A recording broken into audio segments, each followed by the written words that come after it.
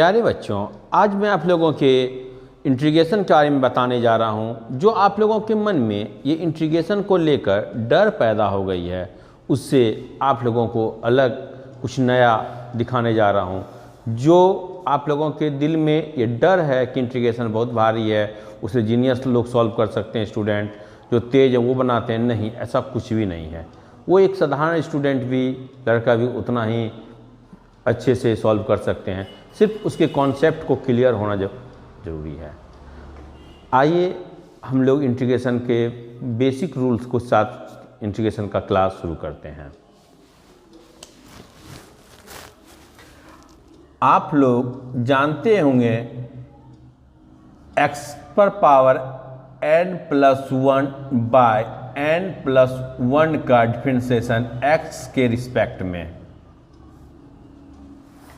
आप कहिएगा जो डिनोमिनेटर है उसे पहले लिख लिया जाएगा और x पर जो पावर है उसे आगे ले आया जाता है। अब x का पावर जो भी पावर लिखा होता है उसमें 1 घटा देते हैं।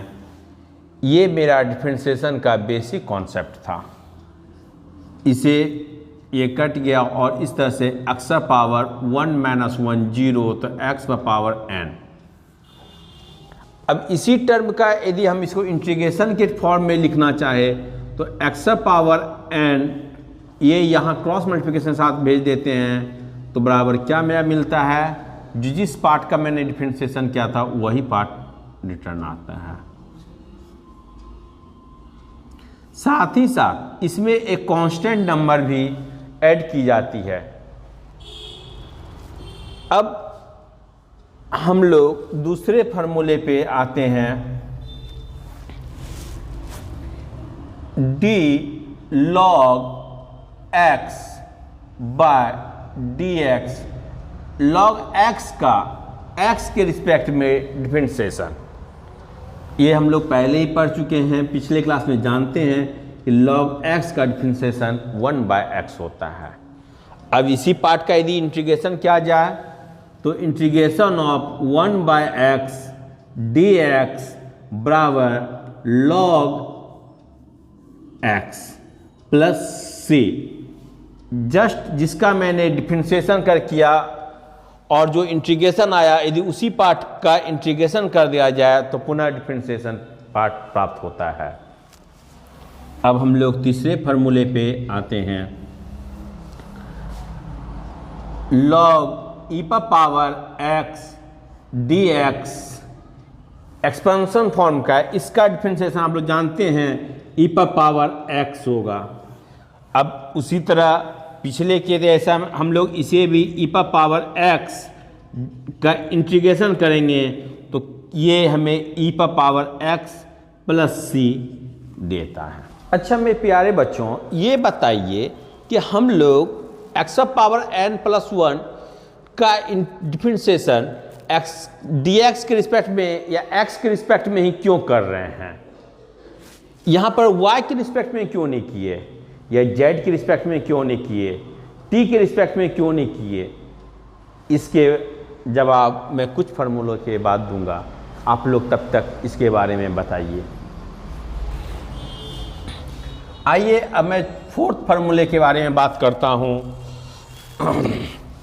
यदि a पर power x by log base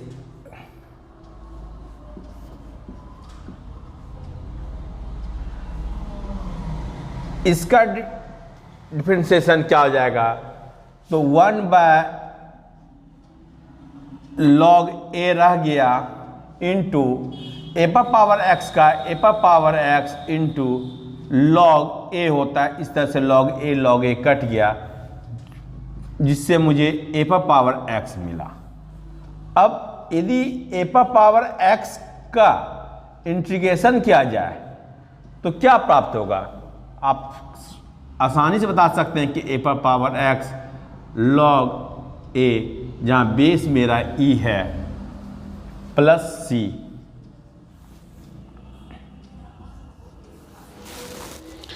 अब आते हैं त्रिकोणमितीय फलनों का डिफरेंशिएशन करना।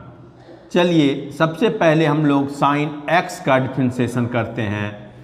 अब ये भी x के रिस्पेक्ट में, जहां x रेडियन में मेजर किया गया है ना कि डिग्री में। x क्या चीज़ मेजर किया जा रहा है? रेडियन में, डिग्री में नहीं। तो इसका डिफरेंशिएशन होता है cos x। अब पुनः हम cos x का यदि इंटीग्रेशन करने जाएंगे तो cos x dx क्या देगा? sin x देगा प्लस c। यदि इनडिफिनिट इंटीग्रेशन पढ़ने जा रहे हैं तो हमेशा हमें याद रखना है कि एक कांस्टेंट नंबर प्लस c करते हैं। कोई भी एक कांस्टेंट नंबर रहा होगा जिसका डिफरेंशिएशन कारण वर्ड गायब हुआ होगा, इसीलिए हम लोग उसे लिख देते हैं। अब हम लोग 6 फार्मूले में आते हैं। d cos x का डिफरेंशिएशन dx के रिस्पेक्ट में करने जा रहे हैं। cos x का करना है तो हम लोग जानते हैं कि माइनस साइन x होता है प्लस साइन x होता है। अब इस साइन x का इंटीग्रेशन करेंगे।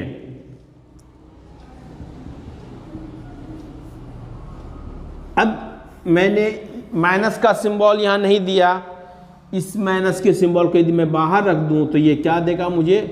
cos x plus c।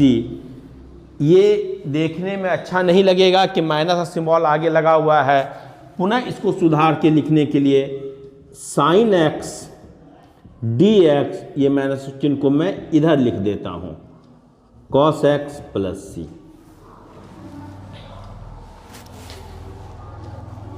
अब मैंने आप लोगों से कुछ देर पहले पूछा था कि सारी डिफरेंशिएशन को मैं x के रिस्पेक्ट में क्यों कर रहा हूं। आप लोगों ने कमेंट करके मुझे इसके बारे में बताइए। आप लोगों का कमेंट मुझे प्राप्त हुआ। किसी ने कुछ अच्छे जवाब भी दिए, किसी के जवाब कुछ सही नहीं थे।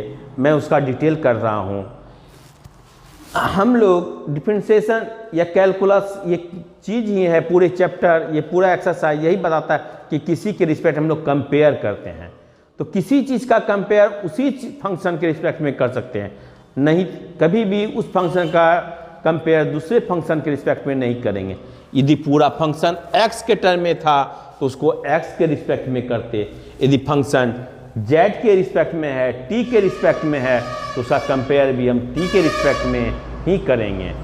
इस तरह जो फंक्शन जिस भी फॉर्म में हो, हम उसका कंपेयर उसी के फॉर्म में उसका डिफरेंशिएशन करते हैं। हाँ प्यारे बच्चों, आप लोगों के मन में होगा कि मैंने इसमें क्या नया सिखाया।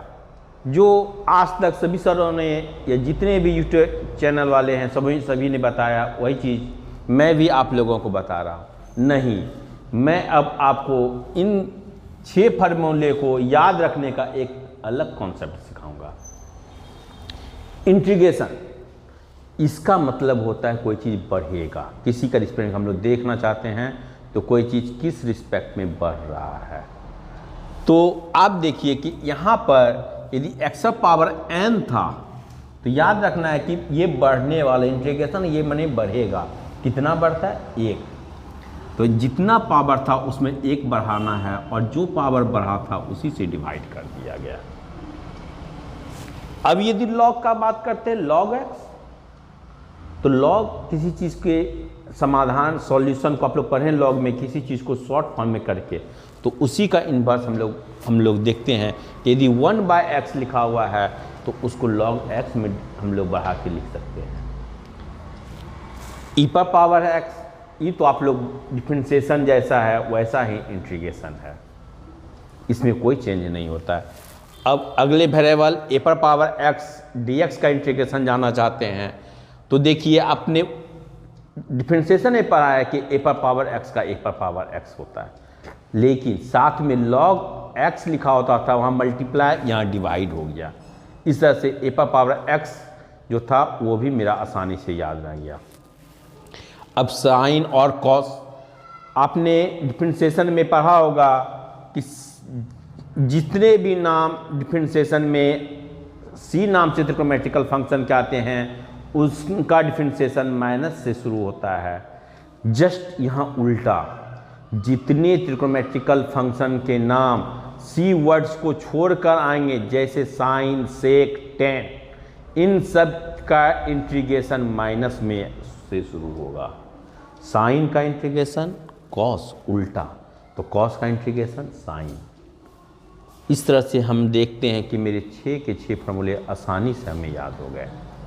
अब मैं कुछ सवाल आपसे करता हूँ, दिखता हूँ कि कितने बच्चे अपने कमेंट मुझे इस पे सही दे सकते हैं। आप लोग इसे नोट कर लें, फिर मैं कुछ सवाल दूंगा और मैं देखता हूँ कि कितने बच्चे अपने कमेंट सवाल को बना के मुझे भेजते हैं। चलिए देखिए, एक फर्स्ट सवाल है, यदि integration of x power 5 dx का करना है तो क्या होगा। दूसरा, यदि इंटीग्रेशन ऑफ साइन 4x का करना हो तो क्या होगा।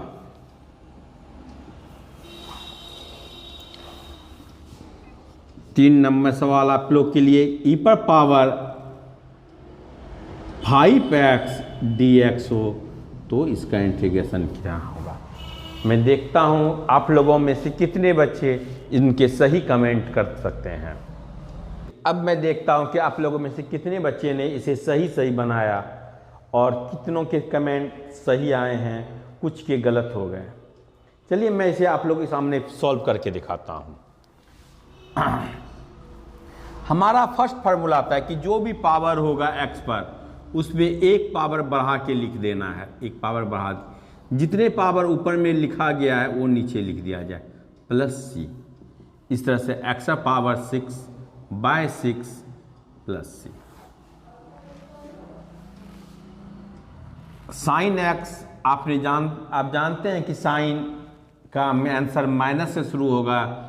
मैंने पहले ही आपको बताया, याद रखने के लिए आसान सा तरीका, कि इंटीग्रेशन जितने भी नाम त्रिकोणमिति में सी को छोड़ के शुरू होंगे उस सारे के जब आगे माइनस चिन्ह आएगा। तो यहाँ साइन एस लिखा हुआ है साइन, तो एस से इसके कारण माइनस चिन्ह मैंने लगा दिया, कॉस 4x/4 प्लस सी। डिफरेंशिएशन में आप 4x के लिए मल्टीप्लाई 4 करते थे, इंटीग्रेशन में बाय 4 करेंगे। अब मैं आता हूँ e पर पावर के लिए, e पर पावर 5x, तो आप भी जानते हैं कि e पर पावर 5x ही रह जाता है, जैसा है वैसा, लेकिन पावर में 5 से मल्टीप्लाई था तो यहाँ 5 से मैं डिवाइड कर दूंगा, प्लस c। उम्मीद है आप लोगों का आंसर इससे मैच किया होगा, आप लोग सही बनाए होंगे। अब मैं आगे एक फॉर्मूला बताने जा रहा हूँ। आप लोग एक बात याद रखिएगा, आप लोग कोई भी फॉर्मूले को याद करने की गलती ना करें। इंटीग्रेशन कोई भी भारी चीज़ नहीं है, बहुत सिंपल है, सिर्फ समझने का ये है।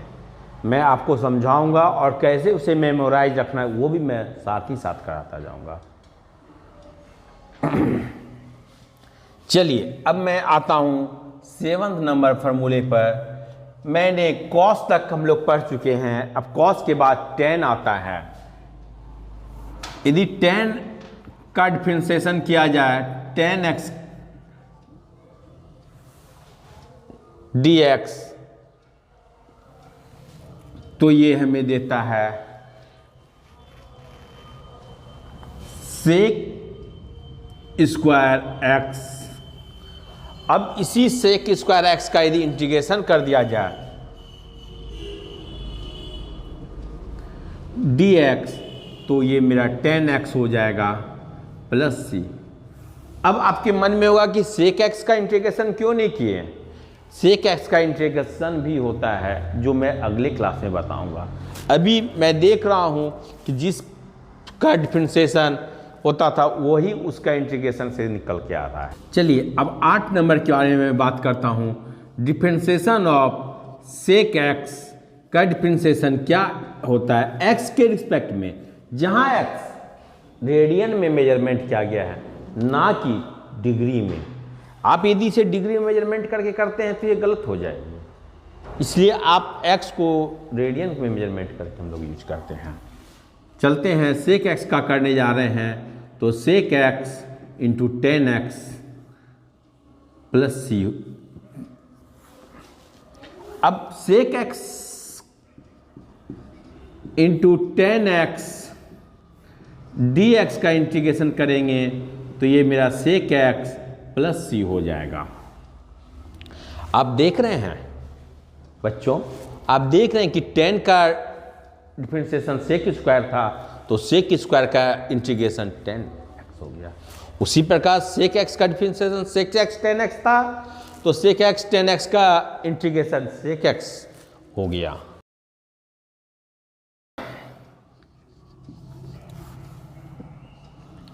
अब कॉट की बारी आती है, dx। कॉट भी 10 के जैसा, कॉसेक का होगा स्क्वायर x, आगे में माइनस लगता था, आपको डिफरेंशिएशन में मालूम है कि सी नाम से शुरू हुआ है तो इसके आगे माइनस लगेगा। Integration of cosec square x dx, आगे माइनस है तो ये कॉट x हो गया प्लस सी। सी इधर माइनस का सिंबल इधर दिखने में अच्छा नहीं लगता है, इसे हम इधर ले आते हैं। तो integration of cosec square x dx बराबर minus cot x plus C लिख सकते हैं।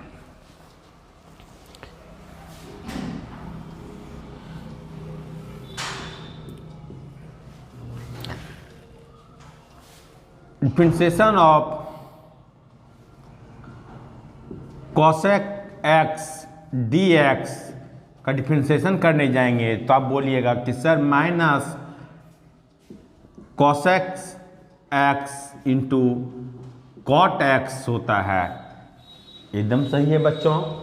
अब इसी पार्ट का हम इंटीग्रेशन करते हैं तो minus cosec x cot x dx बराबर कॉसेक x। ये माइनस इधर अच्छा नहीं लगेगा बच्चों, तो मैं इसे उधर भेज देता हूँ। dx बराबर माइनस कॉसेक x प्लस सी। इतने सारे ट्रिग्नोमेट्रिकल फंक्शन के थे। अब इन्हें याद रखने का बेसिक, आप त्रिकोणमिति में जानते हैं कि sec square x minus 10 square x बराबर 1, तो वहाँ से आप देखिए 10 के साथ सेक लगा है, उसी तरह कॉट के साथ कॉसेक लगा हुआ था। तो कितनी आसानी से हम लोग इतने सारे फंक्शन को याद रख सकते हैं। अब मैं आपसे देखता हूँ कि आपसे कुछ सवाल करता हूँ, आप लोग कितने सही कमेंट करके आंसर बता सकते हैं। पहले question,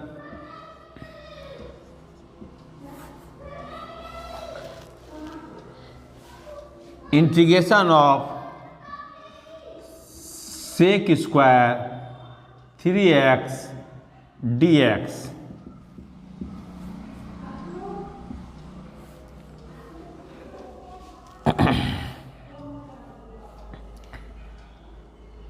integration of cosec 2x into cot 2x dx बराबर हुआ। मैं उम्मीद करता हूं कि आप लोग से आसानी से सॉल्व हो जाएंगे। आप लोग सही कमेंट कीजिए। मैं ट्रिग्नोमेट्रिकल इन्वर्स फंक्शन के बारे में बात करता हूं। 11 नंबर, यदि आपसे पूछा जाए कि साइन इन्वर्स x का डिफरेंशिएशन किया जाए तो क्या आएगा, तो आप बोलिएगा 1/√1 माइनस एक्स स्क्वायर।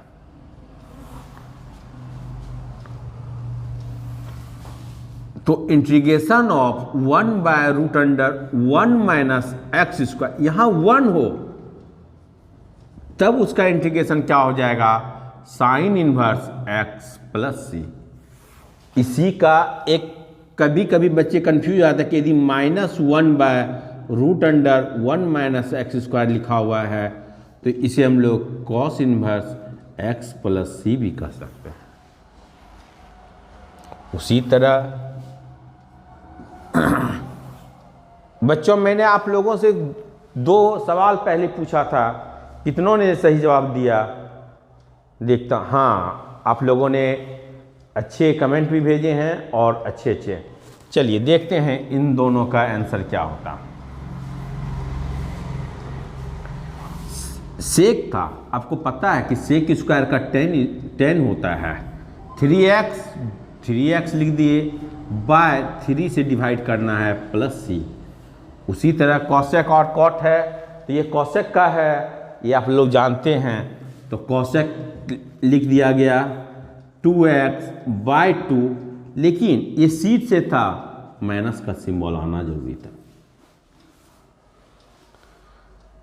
चलिए बच्चों, अब फिर मैं 12 नंबर फार्मूले पर आता हूँ। tan इनवर्स x का dx क्या होगा? Differentiation 1/1 plus x square. तो इनका इंटीग्रेशन भी देख लिया जाए। 1 + 1 एक्स स्क्वायर का इंटीग्रेशन क्या होगा?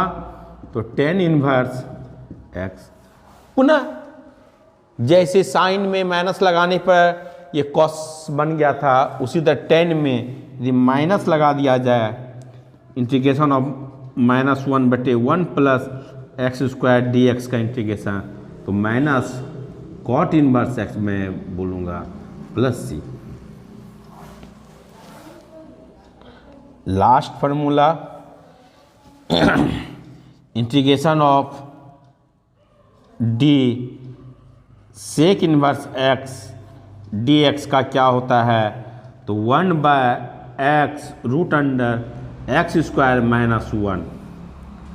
अब हम लोग इस पार्ट का इंटीग्रेशन करके देख लेते हैं। Integration of 1/x root under x square -1 dx का इंटीग्रेशन क्या होगा? Sec inverse x plus C. पुनः ऊपर के फार्मूले के ऐसा यदि माइनस का सिंबल लगाया गया होगा, -1/x root under x square -1 dx का इंटीग्रेशन क्या होगा? तो cosec inverse x plus C. बच्चों, आप लोग इसे स्क्रीनशॉट ले लें। मैं नेक्स्ट वीडियो में इनके यूज और कितने आसानी से हम लोग सॉल्व कर सकते हैं इंटीग्रेशन को, उसके बारे में बताऊंगा।